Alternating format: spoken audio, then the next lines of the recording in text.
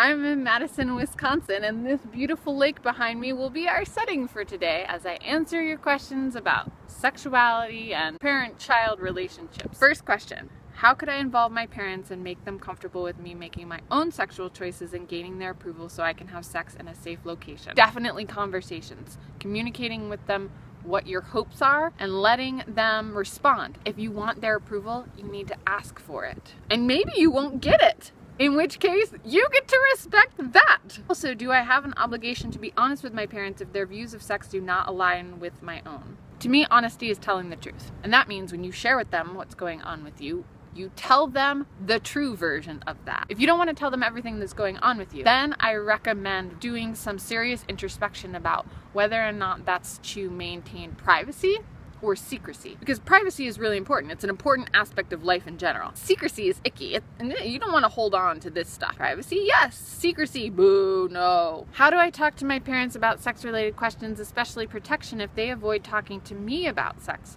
I don't want it to be awkward or out of the blue about it. I just want both parties to feel comfortable. I think in this case, a medical approach would be really useful. The same way that you might say, I have this awkward rash on my arm that won't go away. Could we go get it checked out by a doctor? You might say, I really need to check in with somebody about birth control options. Can we make an appointment with a doctor you trust?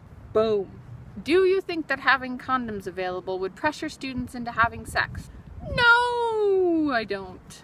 What do you think the repercussions of having condoms for students would be?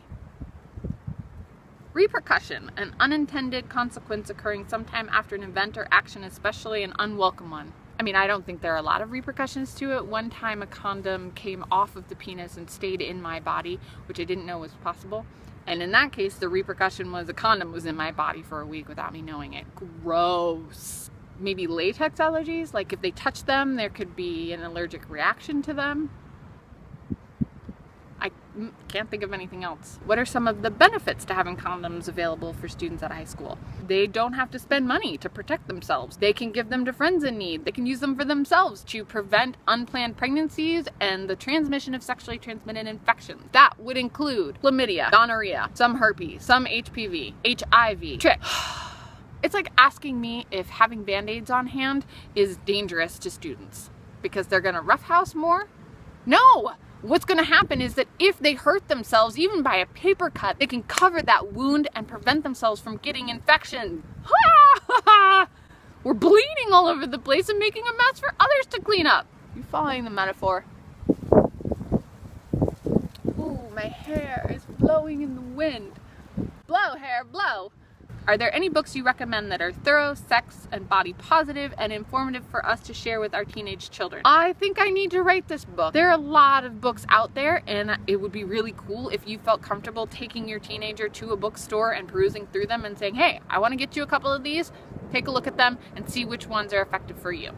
Plane is right there. There is nothing that I have on my brain right now that I can recommend. Hey, publishers, if you have a book that you want me to review, let me know and I will check it out and then let my peoples know. That sounded very biblical. I live in Australia where we don't have big name external sources like Planned Parenthood or anything. I go to a Christian school that sees sex before marriage as a bad thing.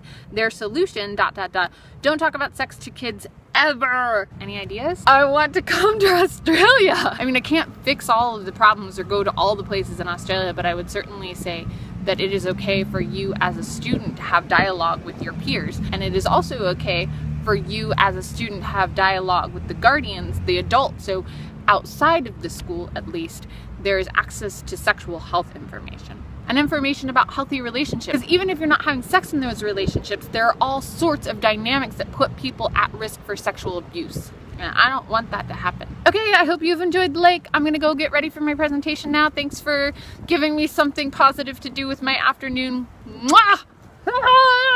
Go eyes.